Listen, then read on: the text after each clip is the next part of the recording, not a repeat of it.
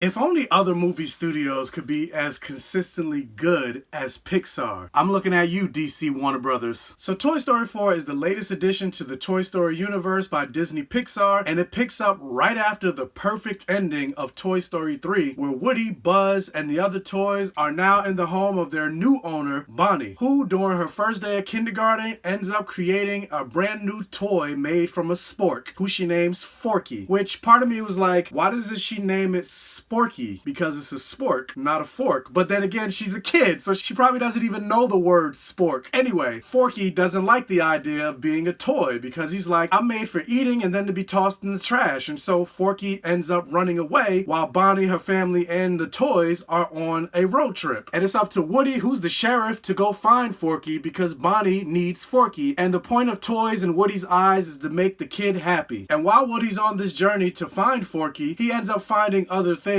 that he didn't even know he was looking for, which includes Bo Peep. And it wasn't until I saw the trailers for this movie that I even realized Bo Peep was missing from Toy Story 3, and I was like, where did she go? So it was cool to get the answers for that. And I mentioned this earlier, but like I said, the ending for Toy Story 3 was perfect. And so when I found out they were coming back to do a Toy Story 4, I was like, there's no way that after the perfect ending of Toy Story 3, it will make any type of sense for this franchise to come back. And there's no way that they can top how Toy Story 3 ended. And suffice to say, I was proven right. And that's not to say this movie was bad. Far from it. This movie was not bad at all. But I just remember reading interviews with Tom Hanks saying how much he cried during this movie and how heartbreaking it was. And yes, while it was heartbreaking, with Toy Story 3, like, I was on the verge of like a full-on sob in a fetal position. But I didn't really feel that with this movie. And so really after seeing this movie, I still felt like by the end, I was like, it's a continuation that we didn't really need. However, we ended up getting it, and I did still really enjoy what we got. And even though this movie is called Toy Story, really this movie should be called Woody Story, because more so than all the other movies, I feel like this movie was more Woody driven than all the toys as a collective. And what it's like for him having been the main toy in Andy's collection for decades upon decades, now basically living a life trying to find out what his purpose is now that he's with Bonnie, who is a new kid, and the challenges that come with being with a new kid. And he even says in the trailer, like, I was made to help a child. I don't remember it being this hard. And so I definitely feel like in terms of the themes, this movie is definitely the deepest of the Toy Stories because it brings up a lot of feelings and themes of loss, abandonment, rejection, loneliness, and finding a new path for yourself and other themes. Also with that, and it makes sense because the technology has evolved, like this is definitely the best looking of the Toy Story movies. Like each toy has their own distinct look, and not only that, they have their own distinct way of moving, and it looks awesome to the point that there's so much attention to detail that there are moments that they're exploring the world. You can see like the flecks of dust moving in the background as they wade through the area, and the cobwebs, and just that level of attention to detail was great to look at. I would also say this is the funniest of the Toy Story movies, with the new characters of Bunny and Ducky played by Keegan-Michael Key and Jordan Peele. Like, you can't have a movie with Key and Peele in it and it not be funny. But also surprisingly, Keanu Reeves' character Duke Kaboom was pretty funny. And funny enough, I only just found out like a week or so ago that Keanu Reeves was one of the voices in this movie, and I thought he was great. Like, this 2019 is definitely the year of Keanu Reeves. Between the success of John Wick 3, the fact that he was announced as a pivotal role in Cyberpunk 2077, his appearance, which got rave reviews, but I haven't seen it myself, I need to check it out, but the Netflix movie Always Be My Maybe, and the fact that he's in talks to join the MCU. This is definitely the year of the Keanu-sans. And on top of that, I enjoy the other characters like Gabby Gabby and Giggle McDimples. But yeah, overall, even though I do still feel like this is a continuation that wasn't really needed, and also it didn't hit me as emotionally as Toy Story 3 did, I still really enjoyed this movie, and I enjoy what they did with specifically the character of Woody. But yeah, if they end up doing a part 5, which I heard that they are, I'm curious to see where they're gonna go with the story. But yeah, so overall, I would still say Toy Story 4 is definitely a blockbuster. Did you see Toy Story 4? What did you think about it? Do you also think that the franchise should have stayed done with Toy Story 3? Or do you like the continuation? Let me know down in the comment section below. Also, if you can, please hit that thumbs up button and give this video a like. It'll really help out the channel. And if you're new to my page and this is the first video that you saw, please check out the other videos on my channel. And if you like what you see, please subscribe for more and tell your friends friends, families, and neighbors about my channel to help me continue to grow. And as always, I'll catch you guys next time. Happy Pride Month!